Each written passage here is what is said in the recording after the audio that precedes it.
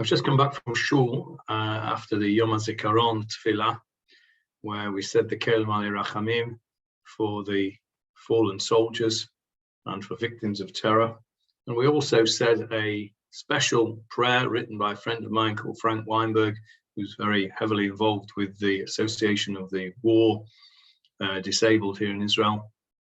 For those who were not killed, but whose lives were turned upside down by their injuries, we need to remember them, of course, as well as those who have fallen.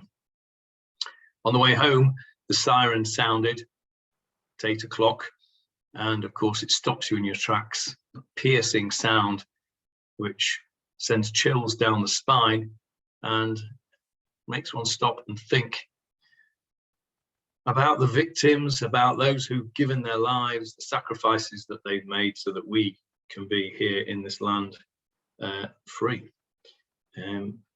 There's a phrase that is gaining traction here in Israel, Aseret Yemei Teshuvah, the 10 days of salvation. It's a play on words, of course, from the Aseret Yemei Teshuvah, the 10 days of repentance between Rosh Hashanah and Yom Kippur.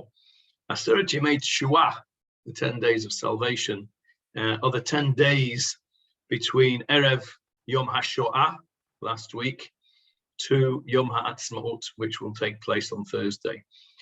In the 10 days of repentance, the Aseret Yemei Teshuvah, between Rosh Hashanah and Yom Kippur, a person does an inward cheshbon nefesh, looks into one's soul, carefully examines one's actions, and you make a mental calculation for yourself on how I've done in the last year.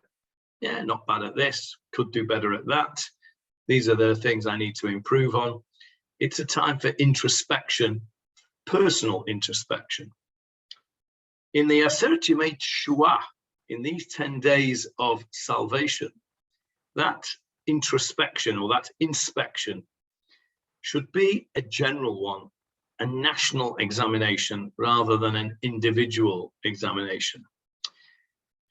In this short period of 10 days, we're reminded of the greatest disaster that took place in the history of mankind, the Holocaust. And of course, in its wake, one of the greatest miracles that ever took place in mankind, the ingathering of our exiles to the land of Israel after a period of 2,000 years, to a land which continues to bring miracles on a daily basis. And this ingathering of exiles is continuing by our very eyes, almost hour by hour. In my own area here in Ramat Poleg of Netanya, we have had a huge influx of new Olim over the last couple of years. And it's the dynamics are changing. It's a really amazing event that's going on throughout, and we are living history. Now, what we can never understand is God's stewardship of the world throughout history. There's no doubt that the period in which we are living is a period of immense historical significance, a period in which we are privileged to see fulfilled the vision of the prophets who foretold of it 2,500 years ago. Now, everybody has their own individual demands on their time and their attention, work, family, problems that are going on. Whatever it may be, everybody has their own things that they need to deal with. But in these days, we need to be thinking much more broadly and much more widely. We need to think in these coming days here in Israel, when we commemorate the victims of the Shoah, the victims of terrorism, and the victims of the many wars that have been fought here. And then afterwards, in contrast, the day of celebration, the great privilege of establishing the state of Israel in our times, it's important that we remember to look up and feel part of something bigger than ourselves. We need to be part of a community. We need to feel part of that community. We need to feel part of the nation, and we need to feel part of history. And we are part of history. We are living history. We are actually part of the historical process that's going on. We are privileged to be living through a historical period. That's a responsibility for us. we can't take it for granted. Yom Hazikaron is a very difficult time for many people here in Israel. There is hardly a family that either hasn't lost somebody, a relative, or knows somebody who's lost a relative.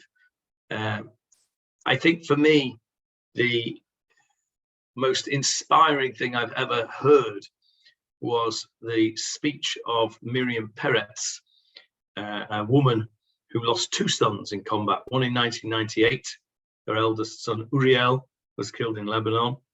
And then 12 years later, the second son, Eliraz, who was in Sayeret Golani, was killed in 2010 near the border with Gaza. In between time, she lost her husband, who it is said died of a broken heart. This lady, Miriam Peretz, she's about 69, 70 now. She was awarded the Israel Prize in 2018. And that's the highest prize that can be awarded in Israel. She was born in Casablanca in Morocco, and she moved to Israel in 1964 at the age of 10. And she received the standing ovation for her speech. And she says something like this. There were a whole bunch of people getting their award there, some for science, some for medicine, some for all sorts of things that they'd done wonderful things, but each one of them a hero in their own right. And she says, listen to this, what she says. She says, and this is a quote, "As a girl, I felt I did nothing for my country. I came to a ready-made country, and I didn't know that there would come a day when I would give my dearest to the country, my sons Uriel and Eliraz. But a homeland isn't only built with pain and tears, but also with labor and continued generosity. I'm proud to be part of a group that chose to engage in education out of the belief that this is the way to breach the walls of ignorance and inadequacy, and out of the understanding that education opens opportunities for self-fulfillment as it had for me. Ladies and gentlemen, I stand humbly before my colleagues, honorable people who created, wrote, studied, invented, people of vision, creation and faith. I am not worthy. I don't have a creation. I can't point to a revelation I made or a formula I cracked. I have a heart that was broken 3 times with terrible announcements. The falling of my eldest son Uriel in battle in Lebanon, the death of my partner Eliezer due to heartbreak, and the falling of my second son in battle in Gaza.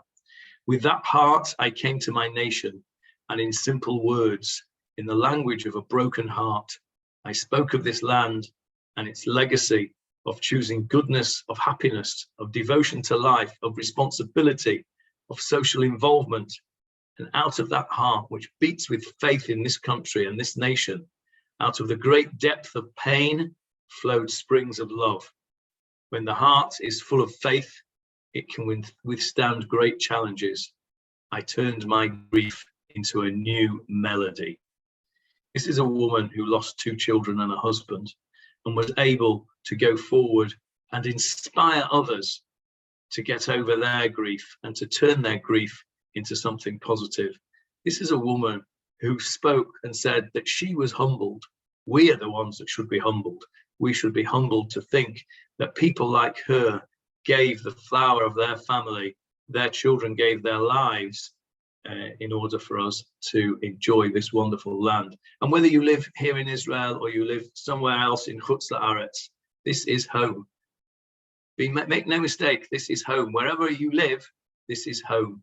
And people like Uriel and Eliraz, we owe to them a great deal, and we should remember them today on Yom Hazikaron. And when we celebrate tomorrow on Yom Hazikaron, on Yom Ha'atzmaut, after we have the transition from the sadness to the great joy, which is always a bit difficult actually, but when we do that, we are celebrating on their behalf as well as our own. I wish you all a Chag Sameach for Yom Ha'atzmaut, and right now I wish you to think hard about how we, all of us, can try and emulate Miriam Peretz and do something for others and for our country.